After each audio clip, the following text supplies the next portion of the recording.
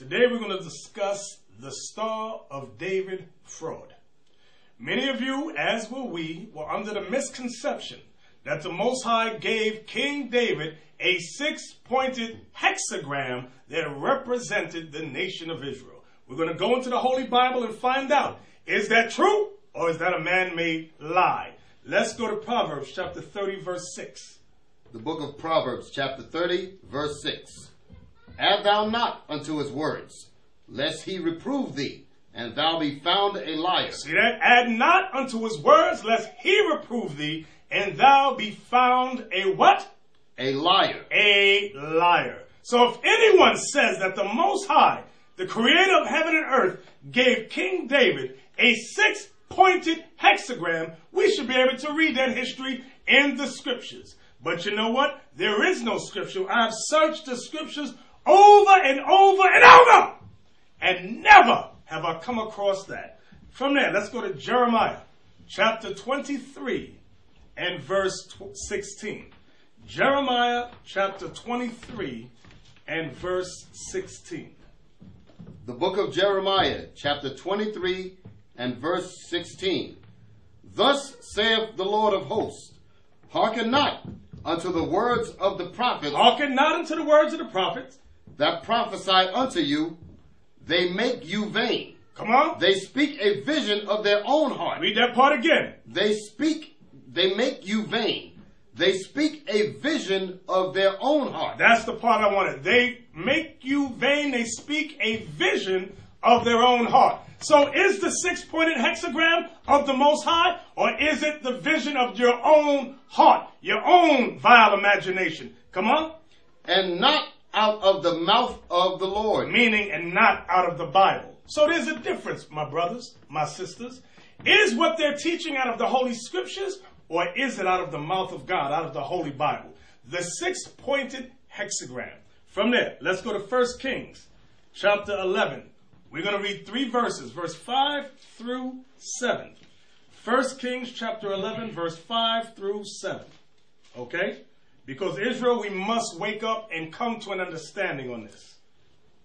The first book of Kings, chapter 11, verse 5 through 7. For Solomon went after Ashtoreth. That's where Easter comes from, Ashtoreth. Come on. The goddess of the Zidonians, and after Milcom, the abomination of the Ammonites. So what is this talking about? Solomon, when he married these women of other nations, they manipulated his mind as he started to get up in age, and he started to follow these strange gods. Come on. And Solomon did evil. He did what?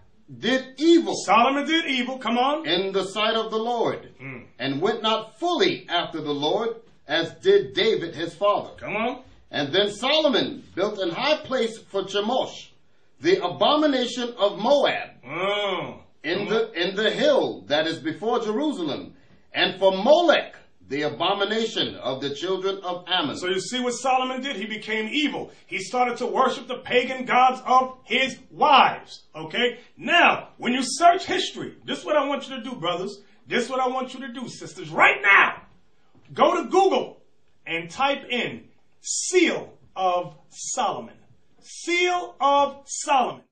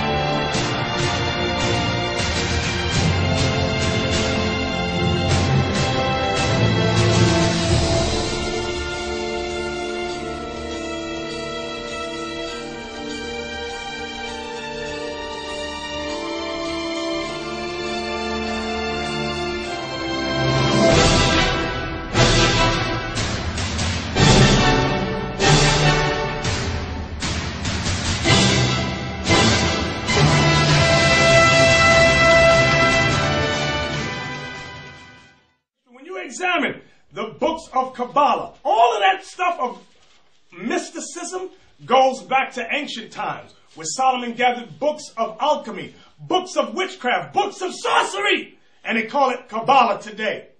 And you can find the seal of Solomon, the six-pointed hexagram, in there. Now, at Amos chapter 5, verse 26. The book of Amos, chapter 5, verse 26. But ye have borne the tabernacle of your Molech, and Chion your images, the star of your God. The star of your God. Which ye made to yourself. Which you made to yourself. So that reference to the star there. Read it again. But ye have borne the tabernacle of your Molech. Molech. Remember, Solomon, what we read in Kings, remember he started dabbling with Molech. Go ahead. And Chion. And Chion. Your images. Come on. The star of your God. Because it was a six-pointed star that was in honor of these false gods. Six-pointed and a five-point star. Understand that. From there, let's go to Acts. Did you finish? No. Go ahead. Which ye made to yourselves. From there, let's go to Acts chapter 7. Let's go to the New Testament. Because the disciple Stephen spoke on this too, historically. Acts chapter 7, verse 43. Acts chapter 7, verse 43. Yea, ye took up the tabernacle of Molech. There goes Molech again. And the star of your God Remphan. And the star, and the star, and the star, and the star of your God Remphan. That's the six-pointed hexagram. Go ahead. Figures which ye made to worship them. Figures which ye made to worship them. Was that it? And I will carry you away beyond Babylon. And as a result of us having that image, the Most High got angry with us and carried us away to Babylon. Okay, so now, you know what this is showing? That these are ancient symbols, okay? That's why the so-called Jews of today, the so-called white man that claims to be a Jew, what's the symbol on his flag? The hexagram, the star of Remphan, the star of Molech. Okay, that's what that is. And they they started the lie and called it the Magen David, the shield of David, the star of David. Okay, and you got many Israelites who foolishly believed that without scriptural evidence. We were just like that. So this is not a we hate you campaign. This is a campaign, a lecture to bring us all on one accord. Let's put down the pride, brothers and sisters, okay? From there, let's go to Song of Solomon. Because what goes on next, just as we used to do, we used to you have a circle, you got a square, and you got a square in one hand and a circle in one. You try to squeeze it and make that square fit into that circle outlet, and it doesn't fit. Okay, that's what's happening when you say God gave David the Star of David. God gave David that hexagram and called it the Star of David. Right. Song of Solomon. I want chapter 8 and I want verse 6. This is the book of the Song of Solomon, chapter 8 and verse 6. Set me as a seal upon thy heart, as a seal upon thy arm, for love is strong as death. What is Solomon talking about? Let me let you brothers and sisters know. The Song of Solomon is a metaphor. The whole book is broken down in a metaphor that represents the Lord's relationship with his chosen people, Israel. Okay? So read that again. Set me as a seal upon thine heart, as a seal upon thine arm, for love is strong as death. Jealousy is cruel as the grave. The coals thereof are coals of fire, which have a most vehement flame. So what is Solomon talking about when he says, set me as a seal upon thine heart?